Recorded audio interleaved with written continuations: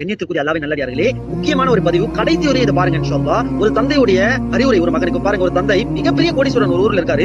ஒரே ஒரு மகன் அந்த பணத்தை வச்சு அல்லாஹ் தடுத்த விஷயங்களை அவ்வளவு என்ஜாய் பண்றாரு பாருங்க. அந்த தந்தை கூப்பிட்டு சொல்றாரு, மகனே எனக்கு ஒரே ஒரு ஆசை, அதை நீங்க நிறைவேற்றுவீங்களா கேட்கிறாரு. சொல்லுங்க பாப்பா, நான் நிறைவேற்றுறேன்னு சொன்ன உடனே, நான் இறந்துட்ட பிறகு பழைய சாக்ஸ் உடனே என்னோட காலில் அணிவிச்சு நான் அடக்கம் செய்யணும்னு சொல்றாங்க. ஓகே நான் செய்யறேன்னு சொன்ன சில நாட்கள் பிறகு உங்களுடைய தந்தை மரணம் அடைகிறாங்க.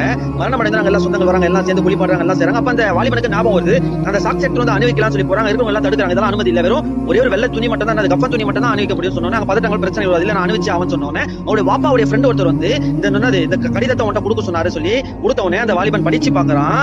என் அருமை மகனே, அது இவ்வளவு பெரிய செல்வந்தர், என்னால இந்த பழைய காலையில கூட என்னோட மன்னரை கொண்டு செல்ல முடியாது, நம்ம செய்யக்கூடிய அமல்கள் மட்டும் தான் அந்த உலகத்தை கொண்டு போக முடியும். என் அருமை மகனே, அல்லாஹ்வுக்கு பிடித்தமான செலவுடைய பாதையில செலவு செய், ஹராம விட்டு பாதுகாத்து ஹலாலான முறையில செலவு செய், அல்லாஹ்வுக்கு பிடிச்சமான வாழ்க்கை வாழ்ந்துட்டு போ, இல்லனா பெரிய நஷ்டவாளி ஆயிடும் இன்ஷா அல்லாஹ். நான் செல்கிறேன், மறுமையில் இன்ஷா அல்லாஹ் சந்திப்போம் சொல்லிட்டு போனாங்க. அல்லாஹ் இது அழியக்கூடிய வாழ்க்கை, நிரந்தரம் இல்லாத ஒரு வாழ்க்கை. கண்ணியத்துக்குரிய அல்லாஹ்வுக்காக கெஞ்சி கேட்கிறேன், பாவங்களை விட்டு பாதுகாத்துக் கொள்ளுங்க, அதிகமா அமல் செய்யுங்க. இது அழியக்கூடிய வாழ்க்கை, மறுமையோட வாழ்க்கை, நீண்ட நெடிய ஒரு வாழ்க்கை. அல்லாஹ்வுக்கு பிடிச்சமான வாழ்க்கை வாழ்ந்துட்டு போலாம் இன்ஷா அல்லாஹ். எதை கேட்டு மறுபடியும் அமல் செய்யுங்க, மற்ற நண்பர்களுக்கு ஷேர் செய்யுங்க. அஸ்ஸலாமு அலைக்கும் வரஹ்மத்துல்லாஹி.